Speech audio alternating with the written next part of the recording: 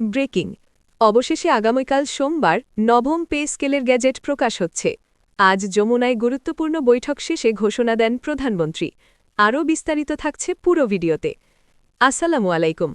আপনি যদি একজন সরকারি চাকরিজীবী হয়ে থাকেন, নবম পে স্কেলের আপডেট সবার আগে পেতে আমাদের চ্যানেলটি সাবস্ক্রাইব করে দিন এবং ভিডিওতে লাইক করে দিন।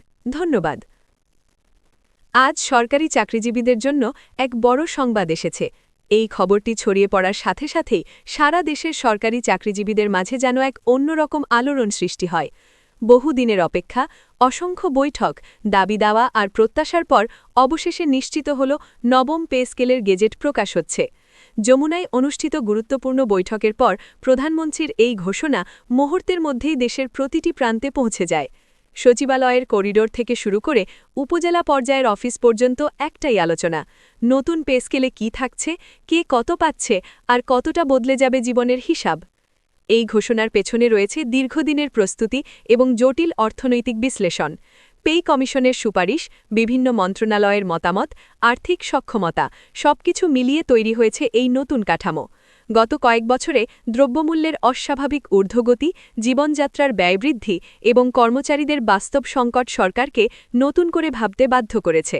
ফলে এই পে স্কেল শুধু একটি বেতন বৃদ্ধি নয়, বরং একটি পূর্ণাঙ্গ পুনর্বিন্যাস হিসেবে দেখা হচ্ছে। বিশেষ করে নিম্ন ও মধ্যম শ্রেণীর কর্মচারীদের জন্য এই পে স্কেল হতে যাচ্ছে সবচেয়ে বড় স্বস্তির খবর। দীর্ঘদিন ধরে তারা যে আর্থিক চাপে ছিলেন, তা কিছুটা হলেও লাঘব হতে পারে বলে আশা করা হচ্ছে। মৌলিক বেতন বৃদ্ধির পাশাপাশি বিভিন্ন ভাতা বাড়ানো হলে তাদের মাসিক আয় উল্লেখযোগ্যভাবে বৃদ্ধি পাবে। এতে করে পরিবার চালানো, সন্তানের পড়াশোনা, চিকিৎসা সবকিছুই কিছুটা সহজ হয়ে উঠবে। অন্যদিকে কর্মকর্তাদের ক্ষেত্রেও আসছে নতুন মাত্রা। গ্রেড ভিত্তিক বেতন কাঠামোকে আরও বাস্তবসম্মত ও আধুনিক করার উদ্যোগ নেওয়া হয়েছে। প্রশাসনিক ও কারিগরি ক্যাডারের মধ্যে যে দীর্ঘদিনের বৈষম্য ছিল, সেটি কমিয়ে আনার জন্য বিশেষ পদক্ষেপ রাখা হতে পারে। এতে করে বিভিন্ন ক্যাডারের মধ্যে সমতা এবং কর্মপ্রেরণা বাড়বে। নতুন পে স্কেলের একটি গুরুত্বপূর্ণ দিক হল ইনক্রিমেন্ট ব্যবস্থার পরিবর্তন। আগে নির্দিষ্ট হারে বার্ষিক বৃদ্ধি হলেও এবার সেটিকে আরও গতিশীল করার পরিকল্পনা রয়েছে। পারফরমেন্স, দক্ষতা এবং কাজের মানের ভিত্তিতে ইনক্রিমেন্ট নির্ধারণ করা হলে কর্মচারীরা আরও উৎসাহিত হবেন এবং অফিসে কাজের গতি বাড়বে। বাড়ি ভাড়া ভাতা, চিকিৎসা ভাতা, যাতায়াত ভাতা এসব ক্ষেত্রেও বড় ধরনের পরিবর্তনের সম্ভাবনা রয়েছে। বিশেষ করে শহর এলাকায় কর্মরতদের জন্য বাড়তি সুবিধা দেওয়া হতে পারে, কারণ তাদের জীবনযাত্রার ব্যয় তুলনামূলকভাবে অনেক বেশি। এতে করে তারা বাস্তব পরিস্থিতির সঙ্গে সামঞ্জস্য রেখে চলতে পারবেন। পেনশন ব্যবস্থাতেও আসতে পারে নতুনত্ব।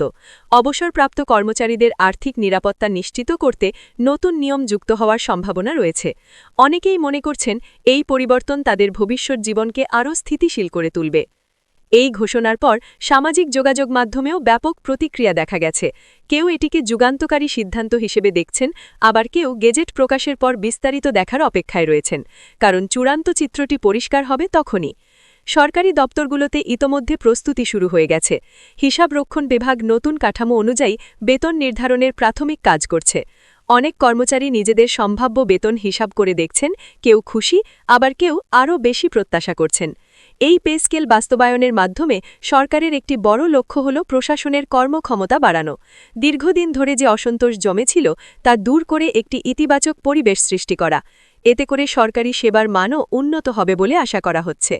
অর্থনীতির দিক থেকেও এটি একটি গুরুত্বপূর্ণ পদক্ষেপ। সরকারি চাকরিজীবীদের আয় বাড়লে বাজারে ক্রয় ক্ষমতা বৃদ্ধি পাবে, যা সামগ্রিক অর্থনৈতিক কর্মকাণ্ডকে আরও গতিশীল করবে। ব্যবসা-বাণিজ্য, বিনিয়োগ সব ক্ষেত্রেই এর ইতিবাচক প্রভাব পড়তে পারে। তবে চ্যালেঞ্জও কম নয়। এই বিশাল ব্যয় কিভাবে সামাল দেওয়া হবে, বাজেটে কী প্রভাব পড়বে, এসব প্রশ্নও সামনে আসছে। সরকারকে খুবই পরিকল্পিতভাবে এগোতে হবে, যাতে উন্নয়ন কর্মসূচি বাধাগ্রস্ত না হয়। যমুনার বৈঠকে এসব বিষয় নিয়েই গভীর আলোচনা হয়েছে বলে জানা গেছে। সংশ্লিষ্ট মন্ত্রণালয়গুলো নিজেদের মতামত তুলে ধরেছে এবং শেষ পর্যন্ত একটি সমন্বিত সিদ্ধান্তে পৌঁছানো হয়েছে। এই সিদ্ধান্তের ফলই হল আসন্ন গেজেট। এখন পুরো দেশের দৃষ্টি সেই গেজেটের দিকে, কারণ সেখানে থাকবে প্রতিটি খুঁটিনাটি, বেতন কাঠামো, ভাতা, ইনক্রিমেন্ট, পেনশন সবকিছুর বিস্তারিত বিবরণ। গেজেট প্রকাশের পরই শুরু হবে বাস্তবায়নের প্রক্রিয়া। এই মুহূর্তে সরকারি চাকরিজীবীদের মনে কাজ করছে এক ধরনের আশা আর কৌতূহল। অনেকেই নতুন করে স্বপ্ন দেখতে শুরু করেছেন, ভালো জীবন, পরিবারের নিরাপত্তা, ভবিষ্যতের নিশ্চয়তা। পরিস্থিতি এমন এক পর্যায়ে পৌঁছেছে যেখানে প্রতিটি মুহূর্ত গুরুত্বপূর্ণ হয়ে উঠেছে।